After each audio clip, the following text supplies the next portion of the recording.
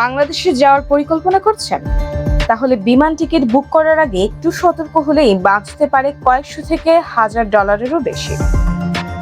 সঠিক সময়ে সঠিকভাবে খোঁজ করলেই মিলতে পারে বড় ছাড়।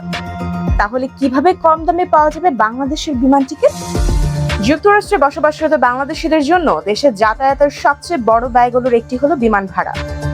বিশেষ করে ঈদ, গ্রীষ্মকালীন ছুটি, শীতকালীন ছুটি এবং বছরের শেষ ভাগে বাংলাদেশমুখী যাত্রীর সংখ্যা বাড়ার সঙ্গে সঙ্গে টিকিটের দামও উল্লেখযোগ্যভাবে বেড়ে যায়। তবে ভ্রমণ খাতের অভিজ্ঞরা বলছেন, কয়েকটি কার্যকর কৌশল জানা থাকলে একই যাত্রায় কয়েকশো ডলার পর্যন্ত সাশ্রয় করা সম্ভব। সাধারণত অধিকাংশ যাত্রী একটি শহর থেকে সরাসরি ঢাকা পর্যন্ত টিকিট খোঁজেন, কিন্তু অভিজ্ঞ ভ্রমণকারীরা বলছেন অনুসন্ধানের ধরন পরিবর্তন করলেই অনেক সময় বড় ধরনের মূল্য পার্থক্য দেখা যায়। এর মধ্যে অন্যতম হলো একাধিক শহর ভিত্তিক অনুসন্ধান। অনেক ক্ষেত্রে নিউ ইয়র্ক থেকে ঢাকা গিয়ে ফেরার সময় ভিন্ন কোনো মার্কিন শহরে নামার বিকল্প বেছে নিলে প্রচলিত যাতায়াত টিকিটের তুলনায় কম ভাড়া পাওয়া যায়। আরেকটি গুরুত্বপূর্ণ বিষয় হলো ট্রানজিট সময়। যেসব ফ্লাইটে অপেক্ষার সময় দীর্ঘ হয় সেগুলোর ভাড়া সাধারণত কম থাকে। 8 থেকে 12 ঘন্টা কিংবা তার চেয়েও বেশি ট্রানজিটযুক্ত কিছু ফ্লাইটে উল্লেখযোগ্য মূল্য ছাড় পাওয়া যেতে পারে। বিকল্প বিমানবন্দর ব্যবহার করেও খরচ কমানো সম্ভব। উদাহরণ হিসেবে কোনো যাত্রী যদি প্রথমে স্বল্প মূল্যের অভ্যন্তরীণ ফ্লাইটে নিউ ইয়র্ক, ওয়াশিংটন বা অন্য বড় বিমানবন্দরে পৌঁছে সেখান থেকে আন্তর্জাতিক ফ্লাইট ধরেন, তাহলে মোট ব্যয় অনেক সময় কমে আসে।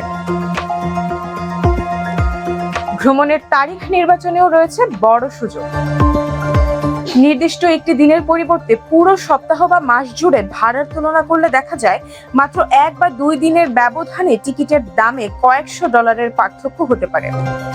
অনেক অভিজ্ঞ যাত্রী ব্যবহার করেন ভিন্ন আগমন ও ভিন্ন প্রস্থান শহরের কৌশল, অর্থাৎ ঢাকায় পৌঁছে ফেরার যাত্রা দেশের অন্য কোনো শহর থেকে শুরু করা।